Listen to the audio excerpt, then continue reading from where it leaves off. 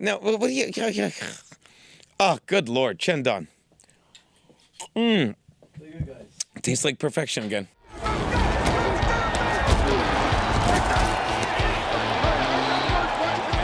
action fakes it for passing zone. Yes, touchdown.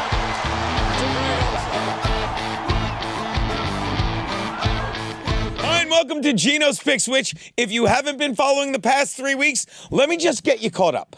If you need to know what I've been doing, just Google the letters A, T, and M.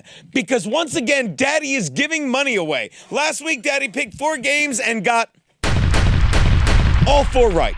And I did that for the second time in 3 weeks. And I would call that week in between where I went 3-1 a hiccup. But given the lone loss I have since the week before Halloween was my stupid Chargers who decided to cover against your Jets, it was less of a hiccup and more of simply throwing up in my mouth as the Chargers continue to find new ways to fuck me. Regardless, the perfect week brings Daddy Warbucks to 11-1. Over the past 3 weeks for 90, do you believe this, Garrett? 92% against the spread over the past 3 weeks. It's insane. Congrats. No, because I've gone 4-0 twice and 0-4 twice. Both are very hard to do. You understand? It's just as hard to go 0-4 twice as it is to go 4-0 twice. Any gambler will tell you that. And I've done them both. Okay. And as any sportsbook in Vegas will tell you, I'm 23-17. That's a respectable 58% against the spread. That's how you make money. And if that ain't great news, here's even better news. My Bolts will not be in this video because rather than playing Monday night on national TV, they'll be playing on a chilly, rainy Lambeau Field. That's how I knew the weather. At 1 o'clock this Sunday, a game I'll be live streaming. Okay, live screaming. My reaction to at 1 p.m. on this very YouTube channel as I, along with every true Charger fan, will be rooting for the Packers to fudge the shit out of the Bolts. And in keeping with that theme, bring Brandon Staley one step closer to being shown the back door. Now let's get to the picks. My first pick, the Steelers are getting 1 and a hook from the Browns in Cleveland. As hard as it is to believe that the 6-3 Steelers have been outgained in every game they have played this season, I can tell you must certainly believe it. Browns head coach Steven Stefanski. This Steven Stefanski guy, let me tell you about him. He thinks the Cleveland Crowns are gonna... Okay. We have been drinking since Tuesday. I'll tell you, certainly believes it, Jimmy. Browns head coach Kevin Stefanski. I mean, why else would he opt for starting rookie quarterback Dorian Thompson-Robinson at QB this weekend rather than P.J. Walker? Because he is assuming he won't need that many yards on offense. I mean, obviously, they're not going to be starting Deshaun Watson, who just announced Wednesday morning he'd be having season-ending shoulder surgery due to a nagging injury on that shoulder. At least I think that's the word they used to describe the injury, because Cleveland fans were screaming something about paying a guy $230 million and then something about a filthy nagger of a player injury. What? Hey, they're allowed to say whatever they want after the guy who's now been on the team 2 seasons, has played a dozen games, thrown 14 TDs and 9 picks, all while getting a guaranteed $230 million, which goes to show you that just because the Browns couldn't renege on this deal, it didn't stop Watson from completely nigging on it.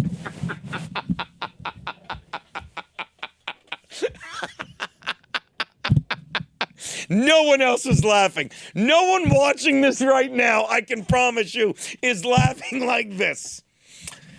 The Browns are a mess, and even their incredible defense won't be able to fix this mess on Sunday as the Steelers steal number 7. Take the Steelers and the 1.5 they're getting.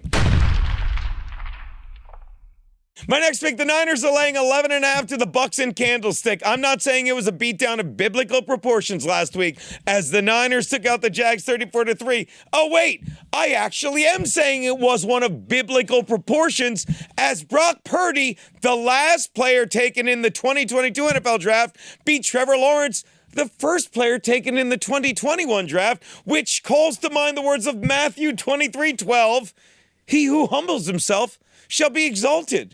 And I think we may be reading that verse again this week as he now faces the number 1 pick in the 2018 draft, Baker Mayfield, because the first half of that verse is, he who exalts himself shall be humbled.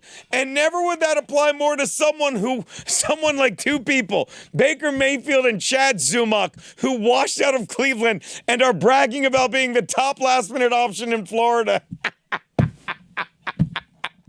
What a filthy, nagging player of an injury.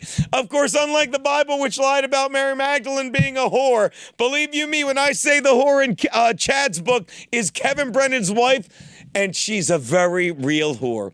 Which calls to mind another great Bible verse. Now the Lord provided a huge fish to swallow Jonah, because his whore wife swallows. Don't let the hook scare you here, as the Niners roll by 2 TDs easily. Take the Niners and lay the 11 and a hook.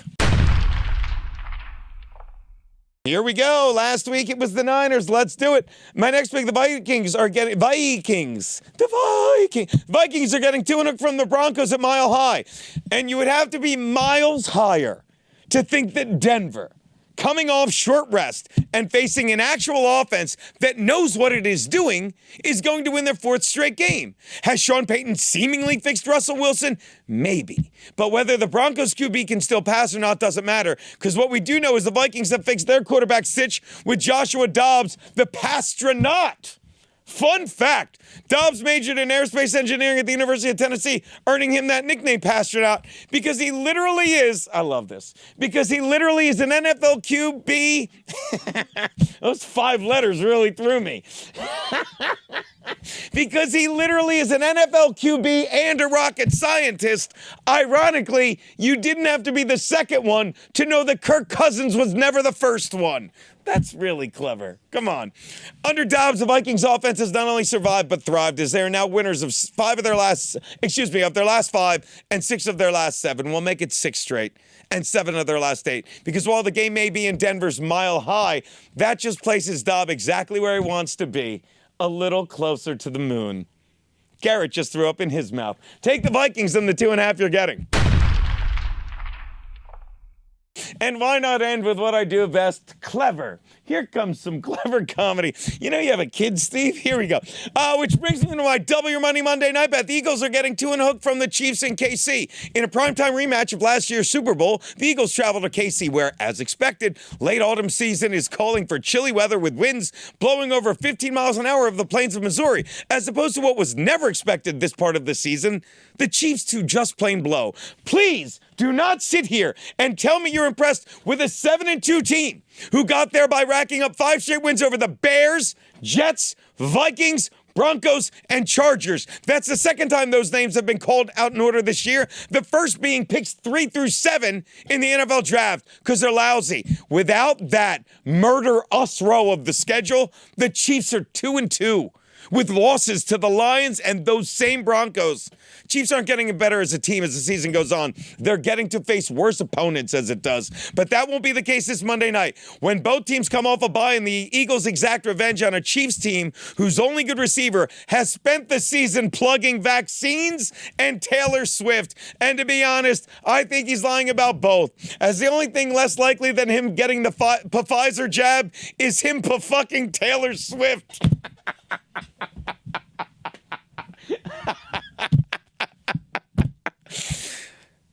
Anyone?